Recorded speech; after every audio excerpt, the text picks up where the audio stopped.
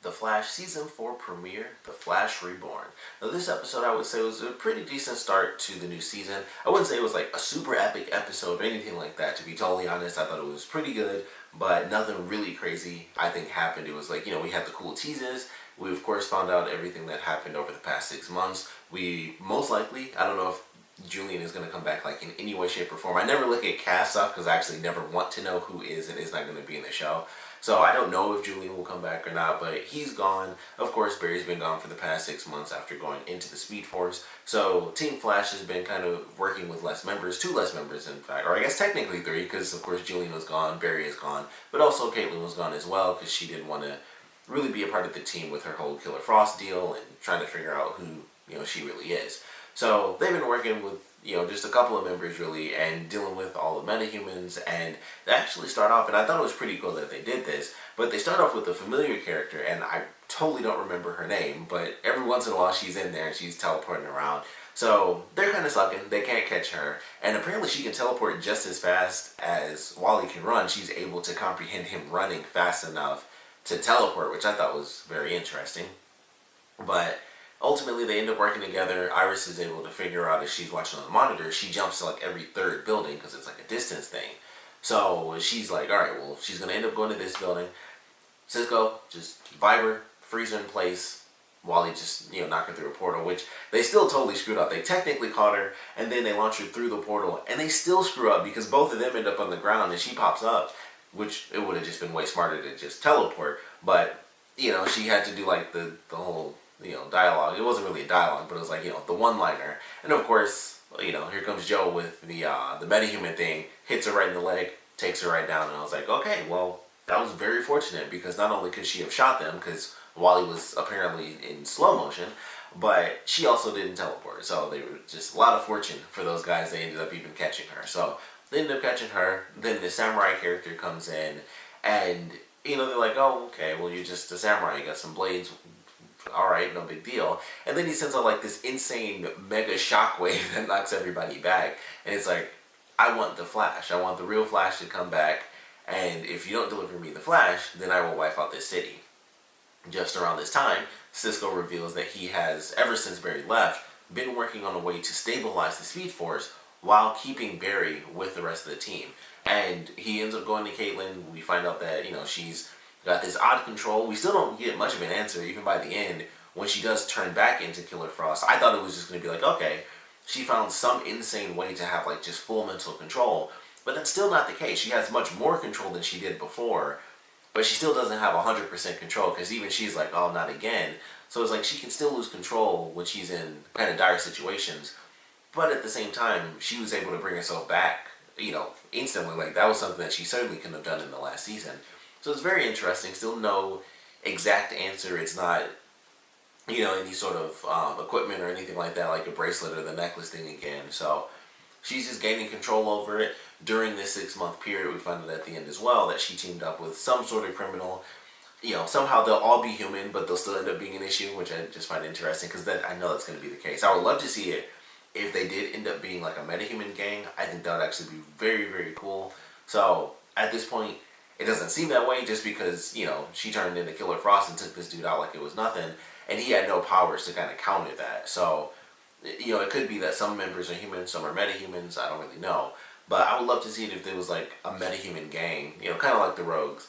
But it was just, like, hey, here's something that Caitlin was doing as Killer Frost, or as both characters maybe, during this 6-month time skip. So I am excited to see them explore whatever in the world that's going to end up being. But I thought it was cool, and we get to see her, see that she was a part of this gang. She just leaves it by the end of this episode because she's back with the team. But also we see her turn to Killer Frost and then turn right back like it's nothing. So a lot more control than she previously had, but still no exact answers there. But it was definitely a cool episode. Them going through, once they actually get Barry, he's just seemingly speaking gibberish. We have the translation, which I thought was great, where it ultimately comes down to "this house is bitchin'." I would love for that to actually be relevant later in the season, because I think that would be the funniest story device, where it's like that phrase actually meant something like insanely serious later on. I would love that, because nobody does anything weird like that. So if "this house is bitchin'" ends up being like some insanely important catchphrase, or just phrase in general, later down the line in this season, I would love that because that would be absolutely hilarious. It could be the most serious thing, and it's like somehow this random weird catchphrase or random phrase is the answer to this very serious moment. So that would, that was just a funny moment. But I was like, I would love it if they made it super serious because that would almost make it even funnier. But Barry comes back and he's not himself. Incredibly well done acting in this episode with him just being crazy. Like they go through, and I love the fact that he was actually spouting lines from previous seasons where he's just saying all this stuff that he said before, and then saying like, you said this to me, and that you've always said that this person was that. And I think there were direct lines. I don't remember everything, of course, so I couldn't tell if everything was a line he already said or if some stuff was just referring to lines that other characters did say. Like when he was talking to Joe, and he was like, you always said that she would get into trouble or something like that. She always runs into danger. I feel like he definitely said that exact line before, but I was like, I'm not 100% sure if every line is just, this is from this episode or that episode, or if some of these lines are him kind of communicating. So I think it was just him taking lines from like a bunch of old episodes, but I thought it was great. And he would go through, he would say lines, and then something would happen, and he would hit a word, and he would just start rhyming and then freaking out. And I just love the way that just looked throughout the entire episode. And no real answer. I don't know. Once again, just theories. I don't know if this matters or not, but everything comes down to, this samurai wanting to deal with the Flash. Wally goes in, has a cool little moment. He's doing like his lightning punches and stuff. Ultimately, he gets knocked down, and it's such a weird thing the way they had, like, it was technically a robot, but he had like insane, it was like actual superpowers. Like he stabs a blade into a ground, sends out a shockwave. It could just be magnetism, I guess, with the blade, where he threw it into Wally's leg and then kind of like pulled it back like the Force. So I was like, I guess that could be it. And obviously the jets are just jets. But it was weird. It was like, it seems like he has legitimate powers and it ends up being a robot towards the end. But he takes out Wally and is like, alright, I want the actual Flash. If I don't get the Flash, then I'm going to destroy the city. And Iris is like, alright, well, the only way to bring Barry back is for me to be in danger. It's almost like the Superman Lois thing, the Lois and Clark deal. So she's like, alright, you take me, the Flash will come because I believe that. So Iris gets taken, and then Joe has to run to Barry, and it's like, hey, Iris is in danger. Boom, that clicks something, he stops writing, and he shoots through, which was a great sequence, but it just shows like how insanely powerful he is now, because they talk about it like as he's running, it's like no one's ever gone that fast, like his vitals are insanely different. And this is the thing where I'm like, what does that mean exactly? Like he's just insanely amped. Like it's just like poof, I'm kind of back. It's my love is in trouble, so I'm taking off to save her. And he flies through what's basically supposed to nullify everyone's abilities. He flies straight through that, blows through the glass, flying down the road like it's nothing.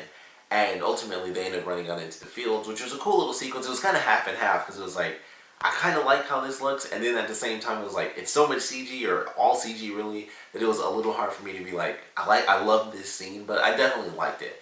And so he's running through, he ends up saving Iris, he ends up running on one of the wind turbines, jumping onto, I think, what do you call it, like the samurai droid, or whatever he called it at the end. He jumps on the droid, gets Iris, cuts the wing, jumps off, and runs down another turbine, and that scene I thought looked really cool.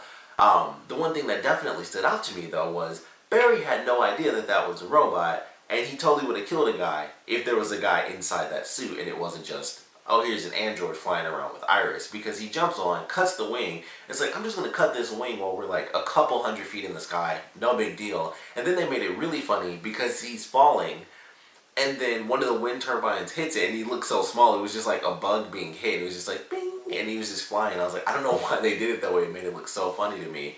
And then everything's good. It's like he saved Iris, and then he goes to look and see who's under the mask. And I'm like, they have literally two options. This is a robot, or it's a dead person, because that is it. Like, he fell from such a high height, and Barry was just like, I got my wife, I'm out of here. And I was like, he would have, if that was a person, they would have died. And it was just so funny to me. It was just like, I'm just going to cut your wing off and just let you drop straight to your death. And that's exactly what would have happened if that was not a robot. And I just thought that was the funniest thing. I was like, that was just like a total disregard of life. And I don't know if that's going to suddenly be like a minor moment that actually was meant to be an important thing for us to notice. But there's just a lot to wonder about Barry coming back, and he seems, better than ever. He was running faster than he ever has before. He doesn't feel any of the weight or the pressure or just pain of all the mistakes that he's made and stuff like that. He's like, all I see is you and me and like our future together. So it's super optimistic, but it's also very, very odd. It's just like, why is all this stuff perfect? It's too, that too good to be true sort of thing. So definitely makes me wonder. And then of course, we do get to see a glimpse of our main villain at the end of this episode. I want to say his name is just the Thinker. I'm pretty sure that's actually his name. But we see him, and we also see his assistant. They have either the same robot, they went and collected it, or it's just a different robot. So I am actually excited to see the samurai character actually come back, because for one, I love samurai. But also, with the abilities that it had, I was like, this could be utilized in a very good way. Like, it was this little, it was shows, really. It was like just displays of power in this episode. It wasn't like, I'm legitimately here to kill the Flash or anything like that. It was just like, hey, here's what I can do. Slam into the ground, super shockwave. I can throw blades and, bring them back to me.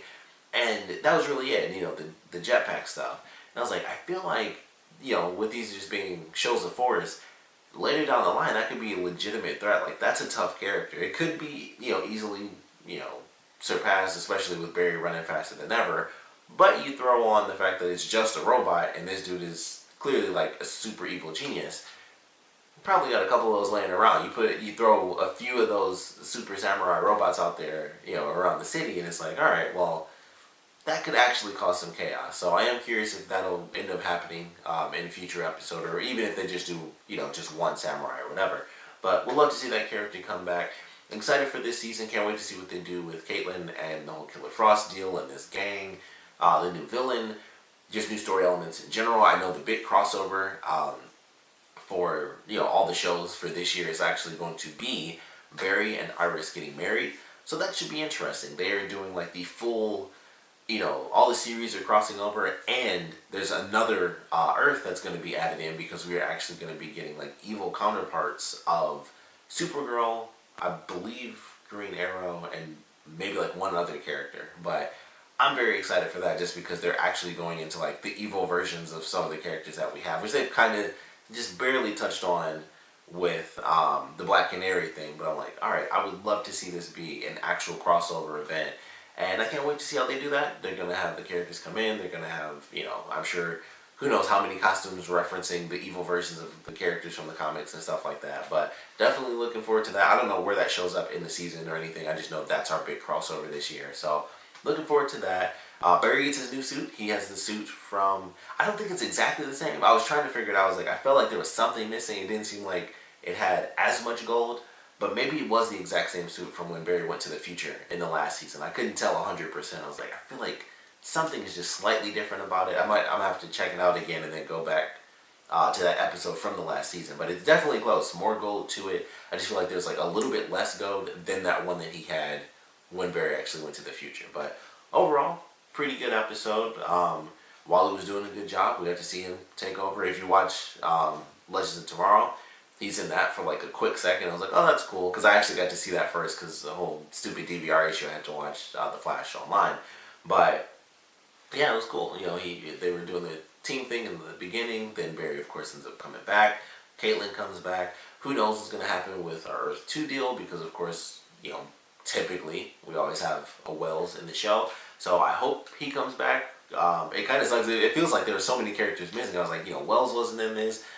Julian was probably gone as well, so it's just like, oh man, it's weird to have these characters who I was like, it's going to start back up. The only person missing is going to be Barry and, Caitlin, and everyone else will be good. And it's like, no, everybody's kind of gone. It's just like half the team was legitimately gone in the beginning of this episode. It just felt so weird. I was like, man, just everything's so oddly empty when they don't have a bunch of people to bounce off of. So it'll be interesting to see them kind of go through this season and kind of pick things up again, get some answers on what's happening with Barry, if things are too good to be true or if they're just oddly perfect for once. So either way, looking forward to what we get this season. But of course, we'd love to know what you guys thought about this premiere, so please comment below. Let me know your favorite parts about it, your least favorite parts about it. And of course, I would love to know what your theories are for this season, what you guys want to see in general for this season, what you're looking forward to as far as the new main villain, maybe some new side villains, new villains that haven't, new villains coming in from the comics that we haven't seen in the show yet. If you guys have any thoughts about the crossover, now that I've mentioned it, if you didn't already know about it, we'd love to know your thoughts on that and whether or not you're excited for it. I know some people are already upset because it's Barry and Iris getting married, and it's like, why can't they just get married and then the crossover some other issues? Like, they have so much to deal with. But for me, it's just like, crossover is crossover. It doesn't matter where it happens. Plus, you have a crossover during such a dramatic moment. It makes it even more emotional. It's like probably 3 times the people are going to cry because everybody always cries in Flash. But we'll see what happens. I'm definitely looking forward to this season. But like I said, we'll love to know what you guys thought about this episode, and of course your theories and simple desires for this new season of The Flash. So please comment below, let me know, and thanks for watching.